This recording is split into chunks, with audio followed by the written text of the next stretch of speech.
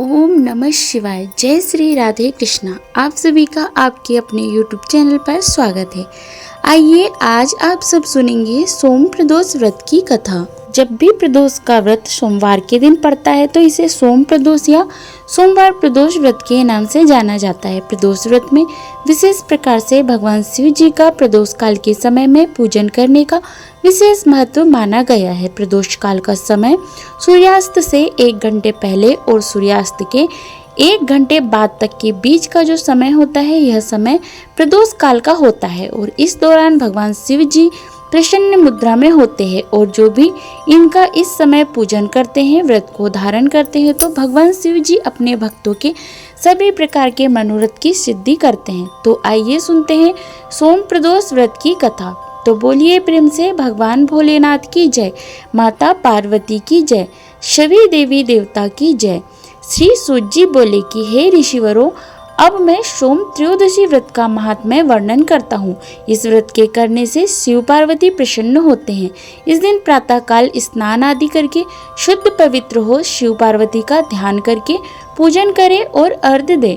ओम नमः शिवाय इस मंत्र का 108 बार जप करे। फिर स्तुति करे कि हे प्रभु, मैं इस दुख सागर में गोते खाता हुआ, ऋण भार से दबा हुआ, ग्रह दशा से ग्रसित हूँ। हे दयालु प्रभु, मेरी रक्षा कीजिए। शौनक ऋषि बोले कि हे पूज्यवर महामते, आपने यह व्रत संपूर्ण कामनाओं के लिए बतलाया है। अब कृपा कर यह बताने का कष्ट करे कि यह व्रत किसने किया व क्या फल उन्हें प्राप्त हुआ। श्री सूत जी बोले, एक नगर में एक ब्राह्मणी रहती थी। उसके पति का स्वर्गवास हो गया था। भरण पोषण का कोई आधार नहीं था, इसलिए वह सुबह होते ही अपने पुत्र के साथ भिक्षा मांगने के लिए निकल जाती थी और जो भिक्षा प्राप्त होता था उसी से अपना और अपने पुत्र का पेट भरती थी। एक दिन ब्राह्मणी भिक्षा मांगकर लौट रही थी तो उसे एक लड़का मिला। उसकी दशा बहुत खराब थी। ब्राह्मणी को उस पर दया आ गई। वह उसे अपने साथ ले आई। वह लड़का, जो कि विदर्भ का राजकुमार था, पड़ोसी राजा ने उसके पिता पर आक्रमण करके उसके राज्य पर कब्जा कर लिया था, इसलिए वह मारा मारा फिर रहा था। ब्राह्मणी के आश्रम में वह ब्राह्मण कुमार की तरह पलने लगा। एक दिन ब्राह्मण कुमार और राजकुमार दोनों खेल रहे थे और उन्हें वहां गंधर्व कन्याओं ने देख लिया। वे राजकुमार पर मोहित हो गई। ब्राह्मण कुमार तो लौट आया, लेकिन राजकुमार अंशुमति नामक गंधर्व कन्या से बात करता रह गया। दूसरे दिन अंशुमति अपने माता पिता को राजकुमार से मिलाने के लिए ले आई। उसको राजकुमार पसंद आ गया। कुछ ही दिनों बाद अंशुमति के माता पिता को भगवान शंकर ने स्वप्न में आदेश दिया कि वे अपनी कन्या का विवाह राजकुमार से कर दे। फलतः उन्होंने अंशुमति का विवाह राजकुमार से कर दिया। ब्राह्मणी को ऋषियों ने आज्ञा दे रखी थी कि सदा प्रदोष का व्रत करती रहे।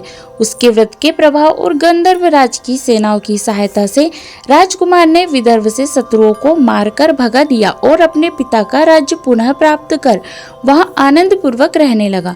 राजकुमार ने ब्राह्मण को अपना प्रधानमंत्री बनाया।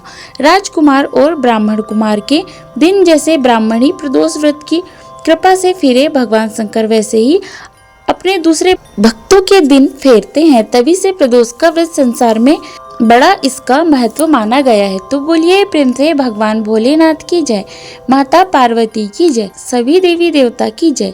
जो भी भक्तजन प्रदोष का व्रत धारण करते हैं, उन्हें चाहिए कि त्रयोदशी तिथि के दिन सुबह उठ के नित्य क्रियाओं से निवृत्त होके इस दिन गंगा नदी में या घर के नहाने के पानी में थोड़ा सा गंगा जल मिला करके स्नान करना चाहिए।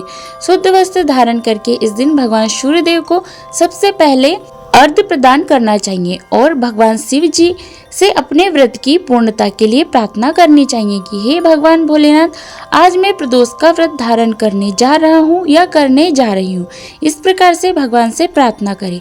आपके मन में जो भी इच्छा हो, जो भी कामना हो, वह भगवान शिव जी से कहे और इस दिन भगवान का, जो कि सुबह के समय में और विशेष प्रकार से प्रदोष काल के समय में, प्रदोष काल का समय जो कि सूर्यास्त से 1 घंटे पहले और 1 घंटे बाद तक के बीच का समय प्रदोष काल होता है। तो इस दौरान भगवान शिव जी का पूरे विधि विधान के साथ पूजन करना चाहिए।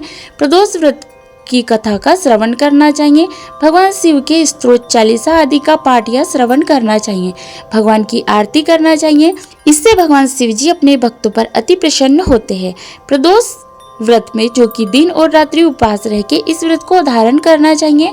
जो उपवास नहीं रह पाते या फिर जिनका स्वास्थ्य सही ना हो तो आप एक समय फलाहार ग्रहण करके व्रत को धारण कर सकते हैं। इस व्रत का पारण अगले दिन जाकर के सूर्य होने के बाद व्रत का पारण करना चाहिए। इस दिन जो भी व्रती है उन्हें व्रत के दौरान शुद्ध और सात्विकता का पालन करना चाहिए, ब्रह्मचर्य का पालन करना चाहिए।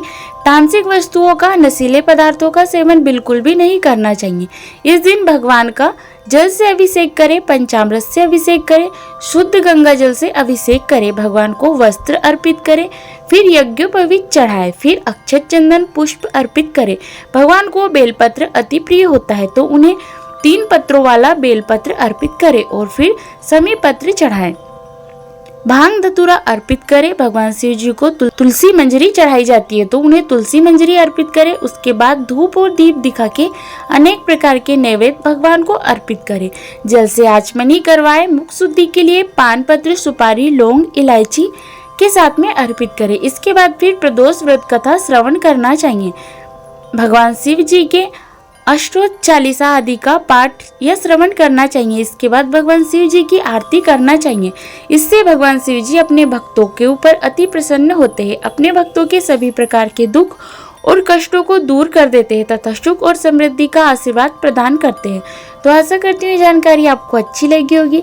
इसी प्रकार से ज्ञानवर्धक जानकारियाँ प्राप्त करते रहने के लिए, व्रत पूजा के बारे में जानने के लिए, कथा सुनने के लिए अगर आप चैनल पर पहली बार आए हैं तो चैनल को लाल बटन दबा करके सब्सक्राइब करें, साथ में बेल आइकन भी प्रेस करें ताकि मेरे आने वाले वीडियो का नोटिफिकेशन आपको समय पर मिलता रहे।